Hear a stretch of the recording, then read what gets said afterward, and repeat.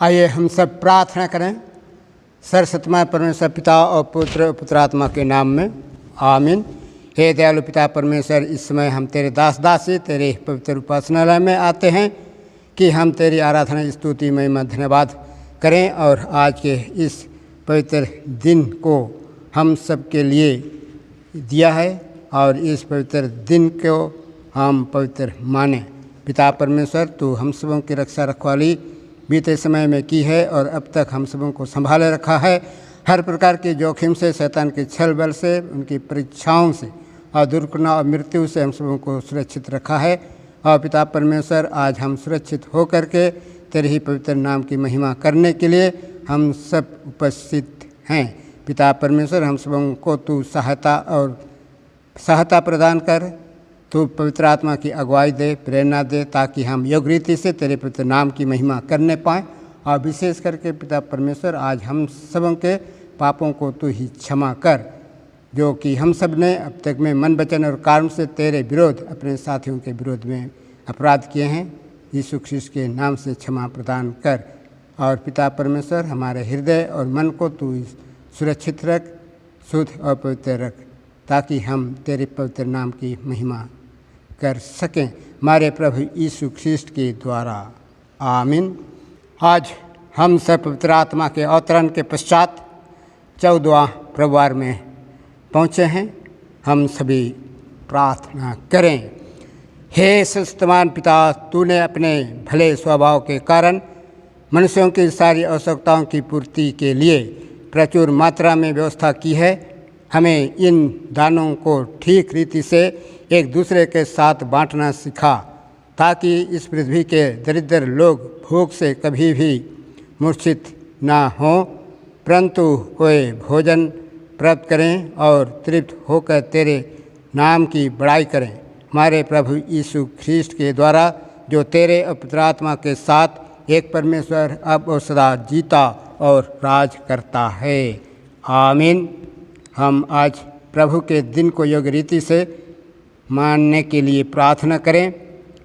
हे सर्वशक्तिमान परमेश्वर, तूने विश्राम के लिए अपने लोगों को एक दिन दिया है और अपने आत्मा के द्वारा कलीसिया की प्रेरणा का 18 के पहले दिन को पवित्र ठहराया है कि वह तेरे पुत्र के जी उठने के निरंतर समरक रहे। हमें अपने इस पवित्र दिन का सम्मान करना सिखा और यह अनुग्रह दे कि हम उसे ऐसा प्रयोग करें कि तन और मन में विश्रांति और नया बल पाकर हम अपने जीवन के सब दिन तेरी सेवा विश्वासता से करते रहें। उसी हमारे प्रभु यीशु ख्रीस्त के द्वारा आमीन। हे प्रातःकाल के सृजनहार, तो अंधकार को दूर करके जगत को प्रकाश ले आया है। हमारे मध्य से पाप के अंधकार को मिटा दे, हमारे हृदय में अपने सत्ता का प्रकाश उत्पन्न कर और हमारे हाथों को भले कार्य करने के लिए सबल बना। तेरा पुत्र यीशु ख्रीस्त सत्य ज्योति है, उसी के द्वारा तू हमें प्रकाश और आनंद प्रदान कर। आमीन। हे अत्यंत परमेश्वर पिता, तेरी सामर्थ्य से हमारी सृष्टि हुई है और तेरे प्रेम द्वारा हमारा उद्धार हुआ है। तू अपने पवित्र आत्मा के द्वारा हमारा मार्गदर्शन कर और हमें सबल बना कि आज हम अपने आप को प्रेम से तेरी और एक दूसरे की सेवा में अर्पण करें। आमीन।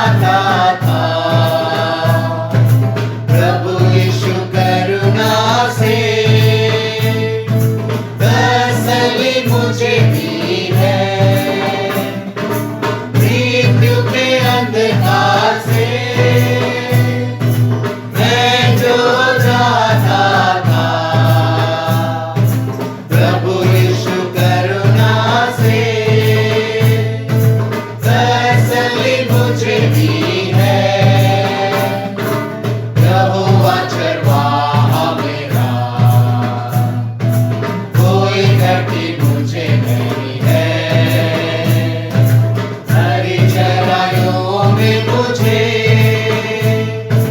स्नेह से चलाता हुआ है।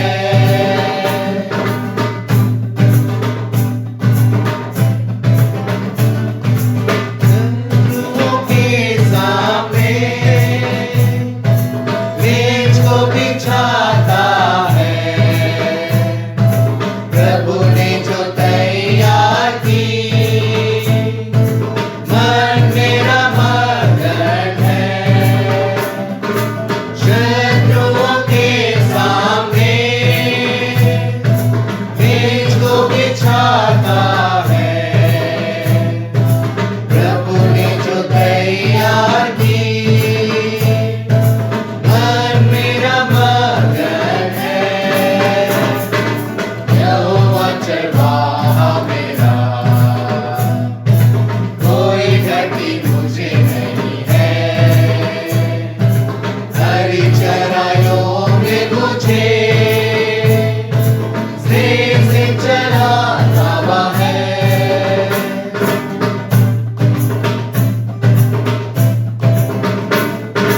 सिर पर तेल मला है,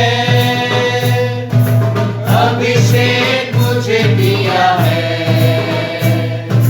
दिल मेरा भर गया है और उमड़ भी रहा है।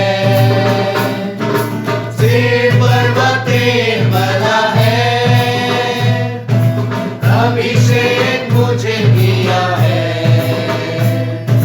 दिल मेरा भर गया है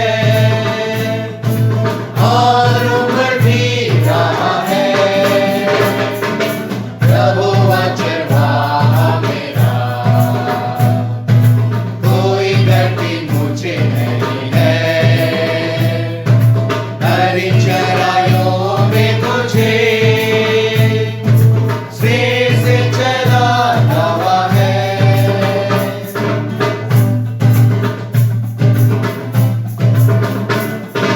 सर्वदा प्रभु घर में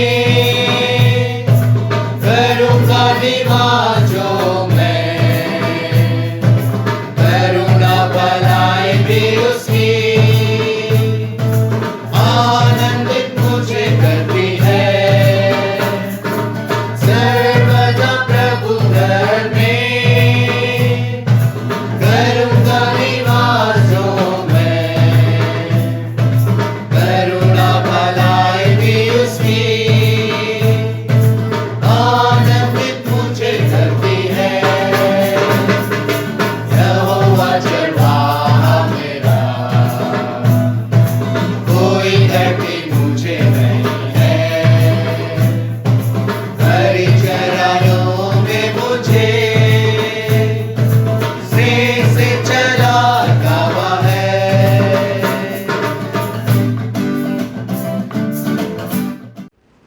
प्रभु में प्रिय प्रभु यीशु ख्रिस्त ने कहा कि प्रभु हमारा परमेश्वर ही एकमात्र प्रभु है।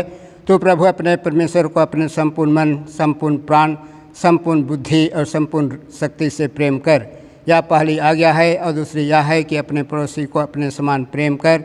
इनसे बड़ी कोई आज्ञा नहीं।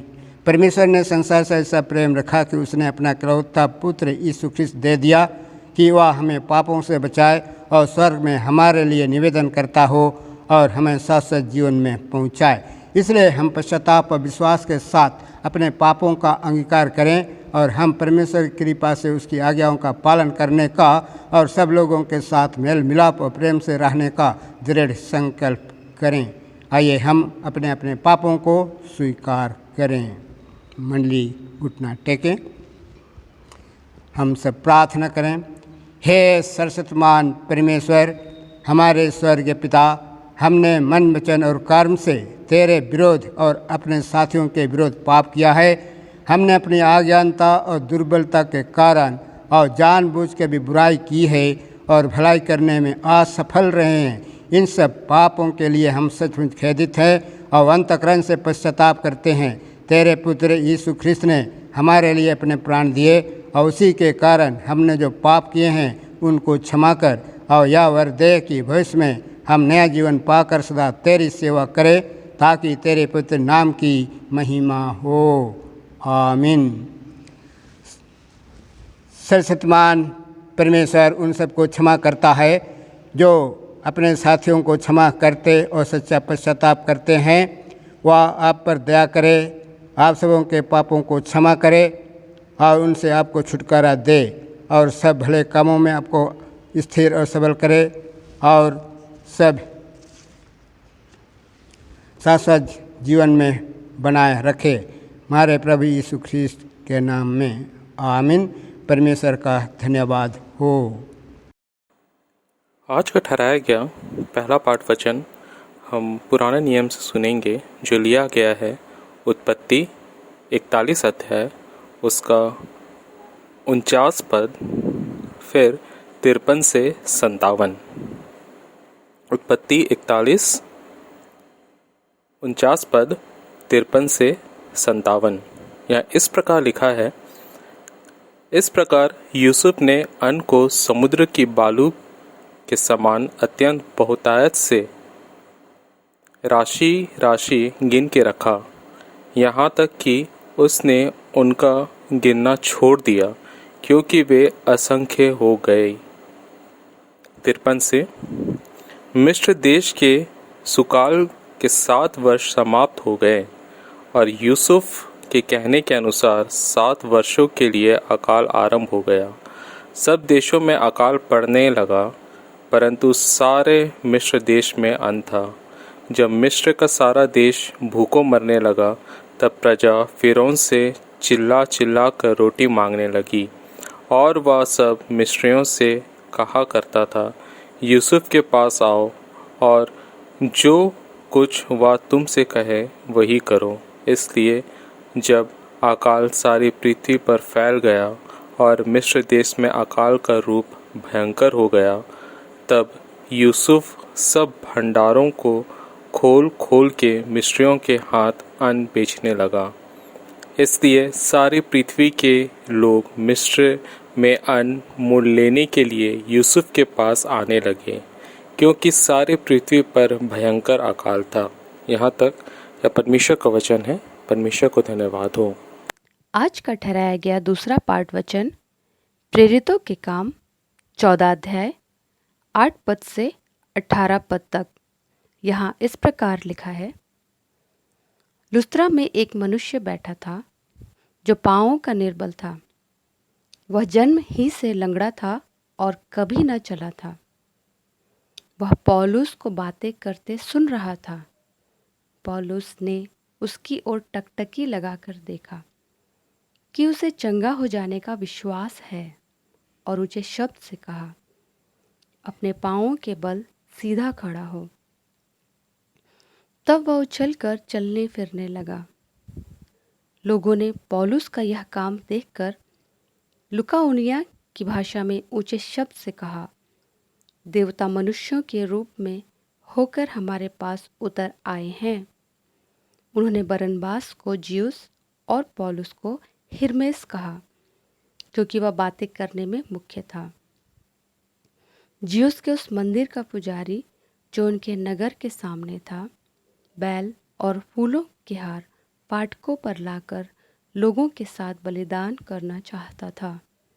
परंतु बरनबास और पौलुस प्रेरितों ने जब यह सुना तो अपने कपड़े फाड़े और भीड़ में लपके और पुकार कर कहने लगे, हे लोगों, तुम क्या करते हो? हम भी तो तुम्हारे समान दुख सुख भोगी मनुष्य हैं, और तुम्हें सुसमाचार सुनाते हैं कि तुम इन व्यर्थ वस्तुओं से अलग होकर जीवित परमेश्वर की ओर फिरो, जिसने स्वर्ग और पृथ्वी और समुद्र और जो कुछ उनमें है बनाया। उसने बीते समयों में सब जातियों को अपने अपने मार्गों में चलने दिया, तो भी उसने अपने आप को बेगवाह न छोड़ा, किंतु वह भलाई करता रहा और आकाश से वर्षा और फलवंत ऋतु देकर तुम्हारे मन को भोजन और आनंद से भरता रहा। यह कहकर भी उन्होंने लोगों को बड़ी कठिनाई से रोका कि उनके लिए बलिदान ना करें। यहाँ तक यह परमेश्वर का वचन है। परमेश्वर पिता का धन्यवाद हो।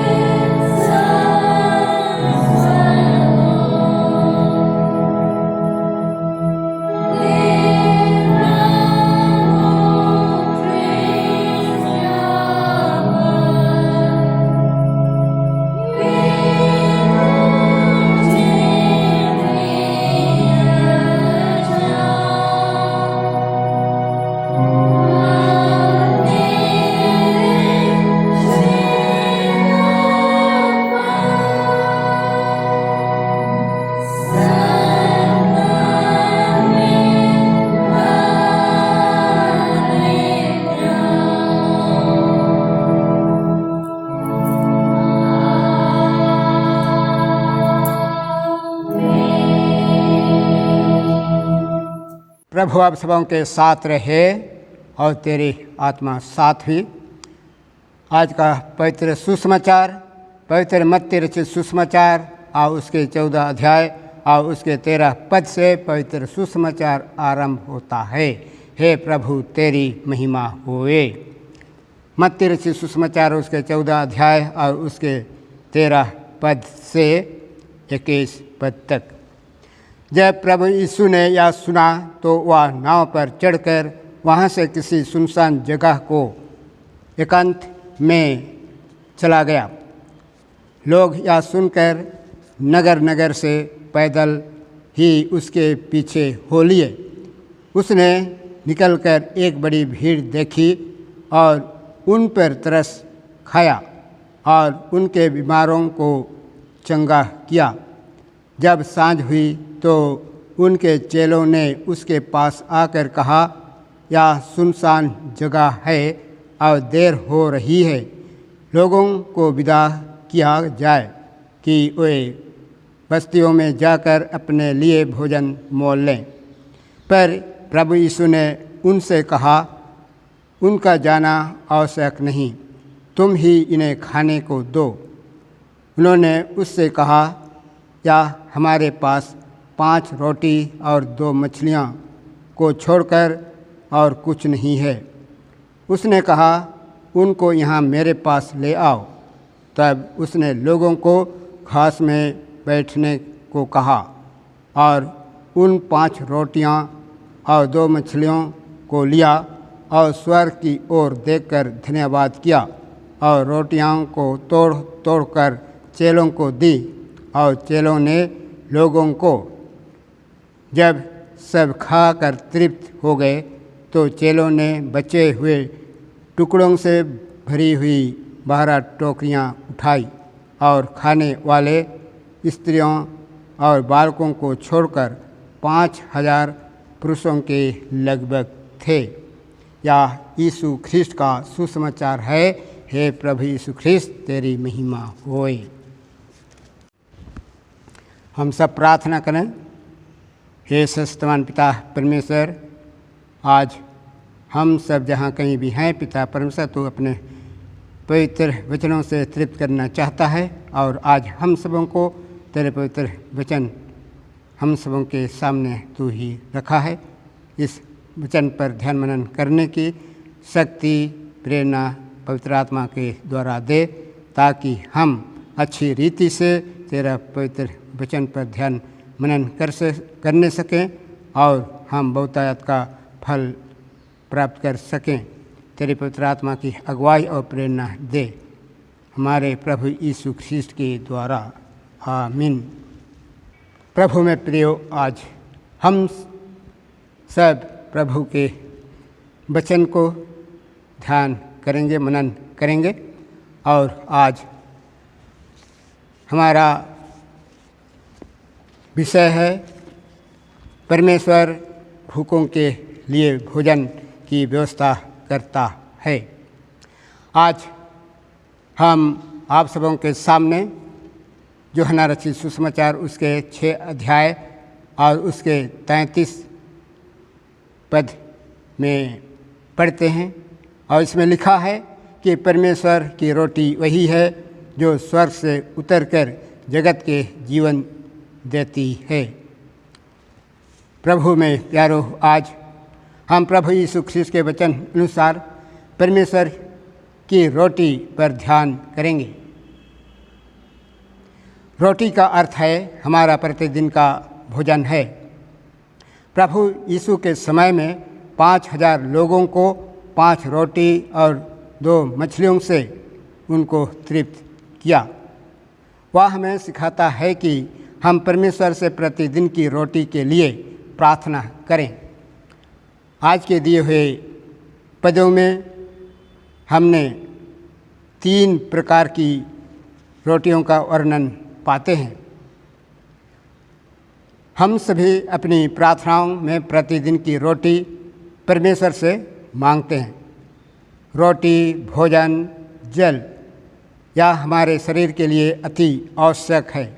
यह रोटी और भोजन, जल को जब हम लेते हैं तो वह हमारे शरीर के भीतर काम करती है। परंतु हम सभी इतना जानते हैं कि जैसे जैसे यह हमारे पेट में पचती है, रोटी का काम या भोजन का काम हमारे शरीर में आरंभ होता है। किसी अजीब तरीके से रोटी हमारे शरीर को सामर्थी या बलवान बनाती है ताकि हम अपना कार्य कर सकते हैं। मनुष्य यदि भोजन ना खाए तो वह अधिक दिन तक जी नहीं सकता है। हमें जीवित रहने के लिए भोजन करना अति आवश्यक है। जिस प्रकार शरीर के लिए भोजन चाहिए उसी प्रकार हमारे आत्मा के लिए भी आत्मिक भोजन की आवश्यकता है। प्रभु यीशु कहता है कि हमारी आत्मा शरीर से अधिक महत्वपूर्ण है। आत्मा तो जीवन है और शरीर से कुछ लाभ नहीं। इसलिए हम मसीहियों के लिए सबसे आवश्यक बात यह है कि हम प्रभु यीशु के पास रहें। अपनी आत्मा को जीवित रखने के लिए हम अपने प्रभु यीशु ख्रीस्त को अपने अंदर लें, क्योंकि प्रभु यीशु ने कहा कि जीवन की रोटी मैं हूँ। जो मेरे पास आएगा वह कभी भूखा ना होगा। और आगे हम सबों को कहता है कि यदि कोई इस रोटी में से खाए तो वह सर्वदा जीवित रहेगा। सच्ची रोटी एक हकीकी रोटी है। पहली बात में हम यह पाते हैं कि सच्ची रोटी तथा हकीकी रोटी, यह रोटी परमेश्वर की रोटी है। यूहन्ना रचित सुसमाचार उसके 6 अध्याय और उसके 32 पद में परमेश्वर ने मनुष्य के लिए रोटी खाने का न केवल पेट बनाया है जिससे प्रतिदिन हमें भरना आवश्यक है, परंतु रोटी का भी प्रबंध किया है। मूसा के दिनों में जंगल में जब इस्राएली लोगों को भोजन चूक गया तब परमेश्वर ने उन्हें आकाश से अन्न बरसा कर भोजन कराया। वह रोटी जो हम भूमि पर उत्पन्न करते हैं उससे हमारा पेट भरता है, परंतु उसने हमें अनंत जीवन प्राप्त नहीं होता। जंगल में जिन लोगों ने या भोजन खाया या रोटी खाया वे सब जंगल में ही मर मिटे। केवल यहोशू और कालिब यरदन पार की भूमि में पहुँचे। सच्ची रोटी वही है जो हमें मरने नहीं देता। यह रोटी मूसा अर्थात व्यवस्था द्वारा, जिसमें मनुष्य के कर्मों द्वारा मोक्ष या उद्धार प्राप्त करने की शिक्षा है। हम सब आज पाते हैं कि रोटी का वर्णन आज प्रभु यीशु मसीह के वचन अनुसार परमेश्वर की रोटी पर ध्यान करेंगे। और रोटी का अर्थ है हमारा प्रतिदिन का भोजन। प्रभु यीशु मसीह के समय में 5000 लोगों को 5 रोटी और 2 मछलियों से उनको तृप्त किया है। तो आज हम सभी अपनी प्रार्थनाओं में प्रतिदिन की रोटी परमेश्वर से मांगते हैं। आज जबकि हम सब ने पाया कि सच्ची रोटी हकीकी रोटी है। दूसरी रोटी यह है कि स्वर्गीय रोटी, यूहन्ना रचित सुसमाचार उसके 6 अध्याय उसके 33 में हम पाते हैं। यह वह रोटी है जो स्वर्ग से उतरी। प्रभु यीशु स्वर्ग से उतरकर हमारे पास आया और वह अपने आप को ऊपर का कहता है। और इस जगत के बड़े बड़े नबी और महात्मा यह दावा नहीं कर सकते कि वे सब नीचे के भूमि के हैं और अंत में भूमि में समा गए। जिन लोगों ने उनको माना वे भी अंत में भूमि के होकर रहेंगे, क्योंकि स्वर्गीय रोटी की पहचान यह है कि उसमें जीवन है और खाने वाले को जीवन देती है। प्रभु यीशु मसीह जीवन है और उसके भक्त जो हम विश्वासीगण हैं उसमें अनंत जीवन प्राप्त करते हैं। तीसरी प्रकार की रोटी हम पाते हैं कि यह तीसरी प्रकार की रोटी जो परमेश्वर की रोटी है। जीवन की रोटी को हम यूहन्ना 6 उसके 35 पद में पाते हैं। प्रभु यीशु ख्रिस्त ने कहा कि जीवन की रोटी मैं हूँ। हम प्रभु भोज के समय में प्रभु यीशु ख्रिस्त की देह और लहू को खाते और पीते हैं। या हमारे लिए आत्मिक भोजन है। यह हमारे और प्रभु यीशु ख्रिस्त के बीच में ऐक्य का चिन्ह है। इस प्रकार का ऐक्य हमारी आत्मा में नया जीवन लाता है। न सिर्फ हमारी आत्मिक भूख मिटाई जाती है परंतु हम में जीवन धारा प्रवेश कर जाती है। जीवन धारा बहने लगता है और हम जीवन देने हारे बन जाते हैं। हमारा सच्चा मसीह यीशु ख्रिस्त एक जीवन धारा है जिसके द्वारा हम दूसरों को जीवन दे सकते हैं। तो आज हम सब जबकि प्रभु यीशु ख्रिस्त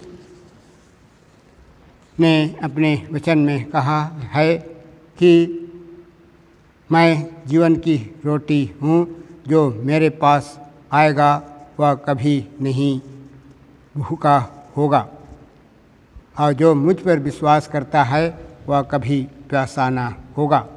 तो आज हम सब लोगों के लिए यह अति आवश्यक है कि प्रभु भोज के समय में हम सब प्रभु की ब्यारी में हम प्रभु यीशु ख्रिस्त की देह को हम स्मरण करते हैं।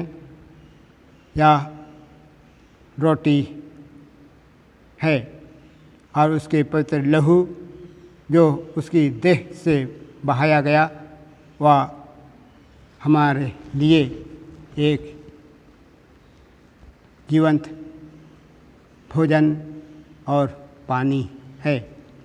आज हम प्रभु यीशु ख्रिस्त के पास आए। जिस प्रकार हम चेलों को प्रभु यीशु ख्रिस्त के पास आने लगे और उनसे वे कुछ पाना चाहते हैं। प्रभु यीशु ख्रिस्त अपनी सुसमाचार प्रचार की यात्रा के दौरान उनके पीछे या प्रभु यीशु ख्रिस्त के पीछे बहुत से लोग इकट्ठे हो गए।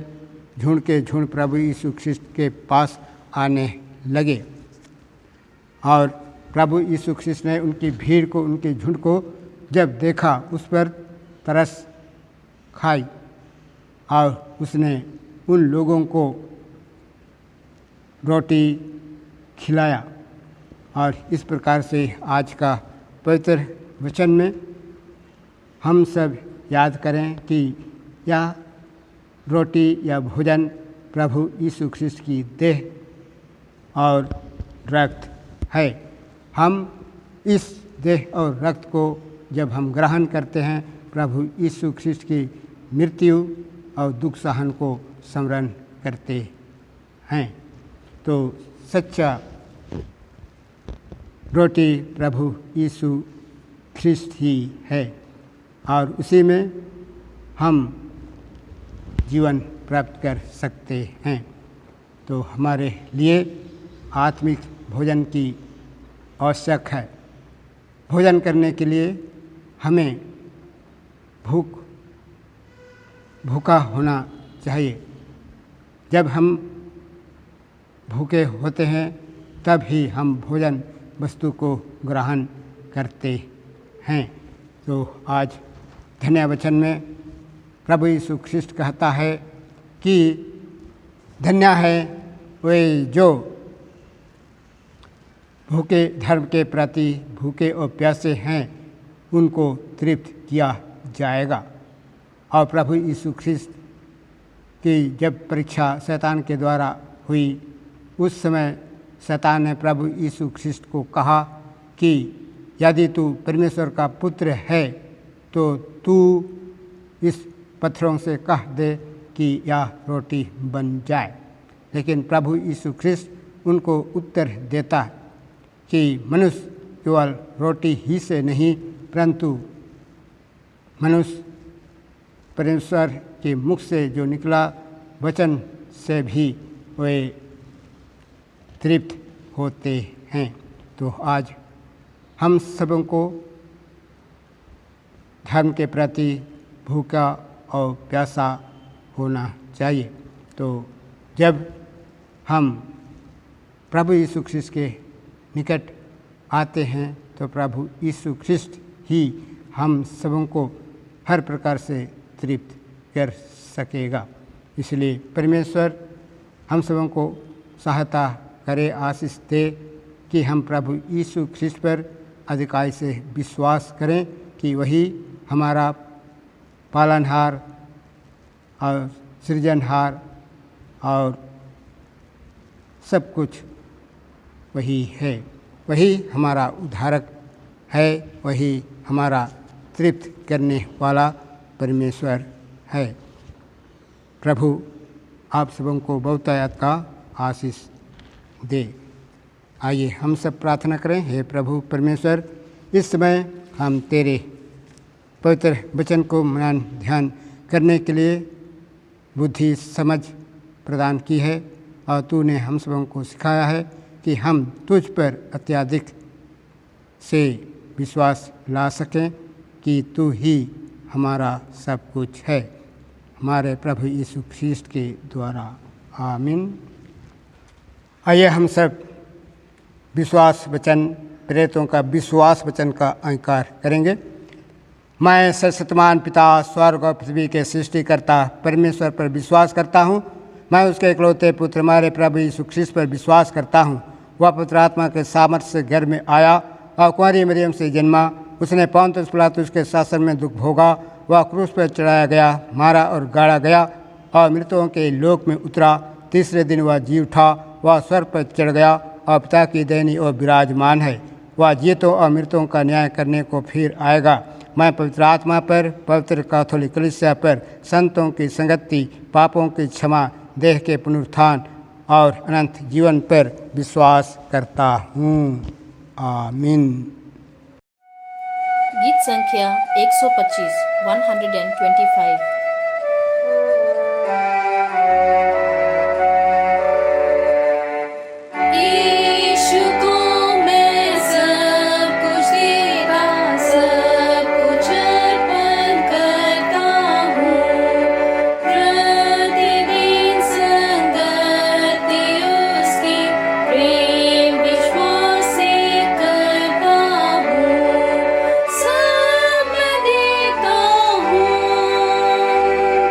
सब मैं देता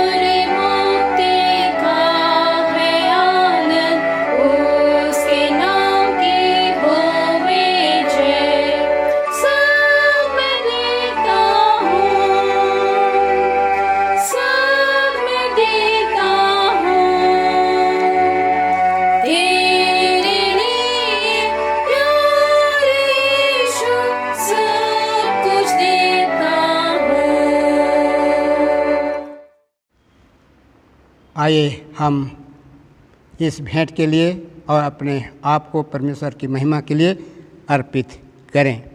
प्रार्थना करें। हे सर्वशक्तिमान पिता परमेश्वर, तू ही हमारे पालन पोषण का प्रबंध करता है और तूने अपने दास एलिया को सरपत की विधवा के पास भेजा और तेरे पवित्र वचन के अनुसार जो अपने दास के द्वारा कहा था, ना तो उसके घड़े का मैदा चुका और ना तो कुप्पी का तेल घटा। हम प्रार्थना करते हैं कि इन तेरे दासियों ने अपने परिवार रोंग से अपनी आशीष देकर और तुझको अर्पण करना चाहते हैं, जो कि तूने उनको दिया है। उस दिए हुए में से हम सब मिलकर तेरे ओर यह चढ़ावा चढ़ाते हैं। इस पर बहुतायत का आशीष दे, इसे पवित्र कर, ताकि यह तेरे पवित्र कलीसिया के काम में लाया जा सके। तू जो पिता और पुत्र आत्मा के साथ एक ही ईश्वर जुगान जुग जीता और राज करता है। आमीन। आइए हम सब मिलकर परमेश्वर को धन्यवाद दें, जो आज अपने अपने स्थानों में जन्म दिवस को मना रहे हैं और आज शादी का जो सालगिरह भी जितने कोई मना रहे हैं, हम सब मिलकर परमेश्वर को धन्यवाद देंगे। आइए हम प्रार्थना करें। हे सर्वशक्तिमान पिता परमेश्वर, तेरी दया सारी सृष्टि पर बनी रहती है। तूने अपनी बड़ी दया से अपने प्रिय जनों को, जो कि वे आज के दिन में अपने जन्म दिवस को मना रहे हैं, उन सभी प्रियों को और एक साथ सुरक्षित रखा है। गत वर्षों में तूने अद्भुत रीति से उनकी रक्षा रखवाली की है और अपनी उपस्थिति से तूने उनके जीवन को सुभूषित किया है। इन सब सारी बातों के कारण हम तेरी स्तुति हम सब मिलकर करते हैं और विनती करते हैं कि तू कृपा करके सब पापों को क्षमा करके उनकी ऐसी सहायता कर कि वे तेरी कृपा को कभी ना भूलें, परंतु इस नए साल में जिसे वे तेरी बड़ी दया से प्रवेश कर रहे हैं, तेरा बड़ा प्रेम पहचान करके तुझ पर भरोसा रखे और हर एक दुख और सुख के समय वे तेरी इच्छा के अधीन रहें। तू अपने अनंत अनुग्रह के उनकी अगुवाई कर और अपनी निरंतर सहायता से उन्हें आगे बढ़ा कि इस नए वर्ष में वे अपने सब कार्यों को तुझ में प्रारंभ करते रहें और तुझी में समाप्त भी करने पाएँ। और हम तुझे अर्पित करते हैं कि तेरे पवित्र नाम की महिमा करते रहें और अंत में तेरी दया से अनंत जीवन प्राप्त करें, हमारे प्रभु यीशु ख्रीस्त के द्वारा। आमीन। हम उन सब लोगों के लिए भी प्रार्थना करें जो विवाह वर्षगांठ को मना रहे हैं। प्रार्थना करें। हे सर्वशक्तिमान पिता परमेश्वर, हम तुझे धन्यवाद देते हैं कि तूने अपने प्रियों को, जो कि पवित्र विवाह के पश्चात वे अपने पवित्र विवाह सालगिरह को मना रहे हैं, पिता परमेश्वर उनके साथ तू हो ले और पवित्र विवाह में प्रेम के बंधन में तूने उनको जोड़ा है। इनकी रखवाली कर और इनका मार्गदर्शन कर, रक्षा रखवाली दे, इनकी सहायता कर कि वे जीवन भर एक दूसरे से प्रेम रखें और निष्ठावान बने रहें। इनको अपनी प्रतिज्ञाओं पर स्थिर रहने की शक्ति प्रदान कर, जिससे तेरी इच्छा के अनुसार इनकी सब आशाओं की पूर्ति होती रहे। इनकी दृढ़ विश्वास और धीरज प्रदान कर, ऐसा कि वे जीवन भर तुझसे और एक दूसरे के बल प्राप्त करते जाएं।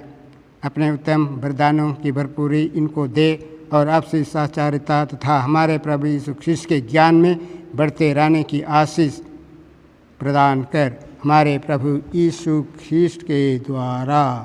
आमीन।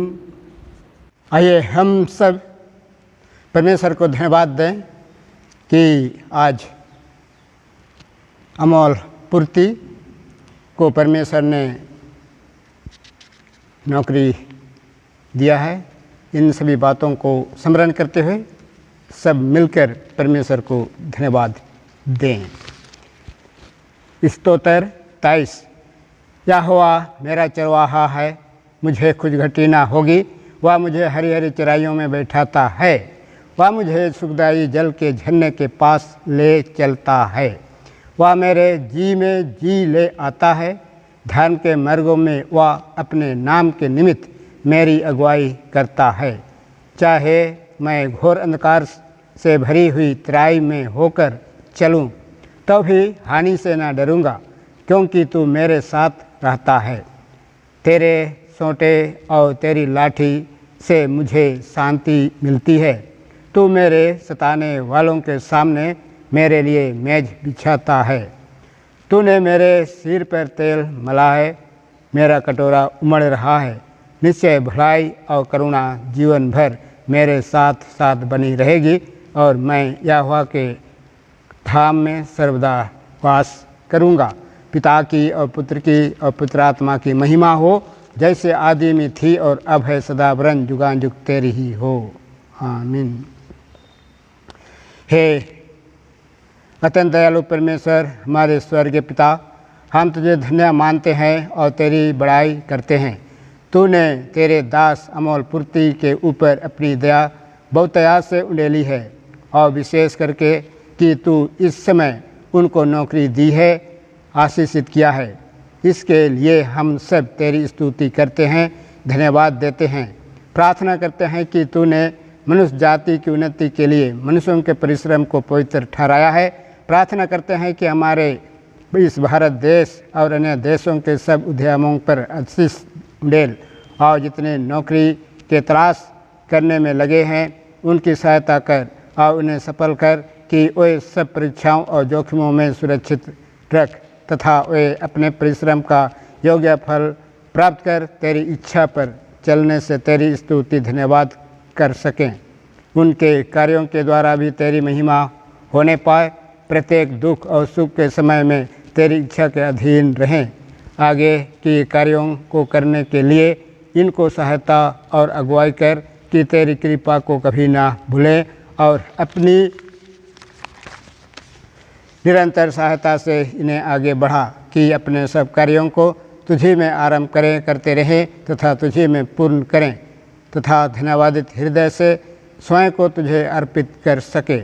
इनके माता पिता और परिवार के सभी सदस्यों को तेरे पवित्र हाथ में सुपुर्द करते हैं, कि तू इनको अगुवाई कर और सब प्रकार की आशीषों से भरपूर कर दे।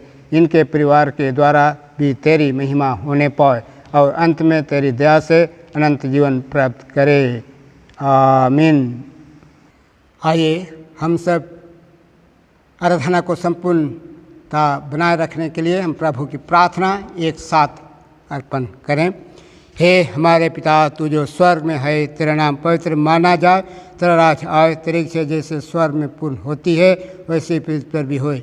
हमारे दिन भर की रोटी आज हमें दे, और हमारे अपराधों को क्षमा कर, जैसे हमने भी अपने अपराधियों को क्षमा किया है, और हमें परीक्षा में न डाल, परंतु बुराई से बचा, क्योंकि राज और सामर्थ और महिमा अब और सदा सर्वदा हम सबों के साथ बनी रहे। आमीन। आइए हम सब प्रार्थना करें। सर्वशक्तिमान परमेश्वर पिता, तूने आज की आराधना में तो हम सबों की अगुवाई की है, प्रभु पवित्र आत्मा की सहायता प्रदान की है। सभी बातों के लिए तुझको धन्यवाद करते हैं पिता परमेश्वर। तेरे पवित्र वचन को ध्यान मनन करने के लिए तूने बुद्धि, सामर्थ्य, शक्ति, ज्ञान सब कुछ दिया पिता परमेश्वर। हम तुझको धन्यवाद करते हैं। और पिता परमेश्वर, अब हम तेरे पवित्र उपासनालय पवित्र घर से निकलने पर हैं। हमारी जो कुछ भी भूल चूक हुई आराधना में पिता परमेश्वर, उनको तू ही क्षमा कर। और पिता परमेश्वर, आज दिन भर तू हम सबों के साथ हो ले। हर प्रकार के कार्यों में तू हम सबों को आशीष प्रदान कर, सहायता प्रदान कर, ताकि तेरे पवित्र कार्यों को और अपने कार्यों को हम सुचारू रूप से करने के लिए तू ही हमें सहायता प्रदान कर। हर प्रकार की जोखिम से, शैतान की छल बल से पुनः हम सबों को रक्षा रखवाली कर। और पिता परमेश्वर, तेरे पवित्र वचन को हमारे हृदय में स्मरण करने की शक्ति प्रदान कर, हमारे प्रभु यीशु ख्रीष्ट के द्वारा। आमीन। प्रभु आप सबों के साथ रहे और तेरे आत्मा साथ भी। हम प्रभु को धन्य कहें, ईश्वर का धन्यवाद हो। हम कुशल से विदा हों प्रभु के नाम में, आमीन। शांति से पूर्ण होकर जाइए, प्रभु से प्रेम रखिए और उसकी सेवा कीजिए, ख्रीस्त के नाम में, आमीन। परमेश्वर की शांति जो समझ से परे है, परमेश्वर के और उसके पुत्र हमारे प्रभु यीशु ख्रीस्त के ज्ञान और प्रेम में आप सबों के हृदय और विचारों को सुरक्षित रखे और सर्वशक्तिमान परमेश्वर पिता और पुत्र और पुत्र आत्मा की आशीष आप सबों पर हो और आप सबों के साथ सदा सर्वदा रहे, आमीन, आमीन, आमीन।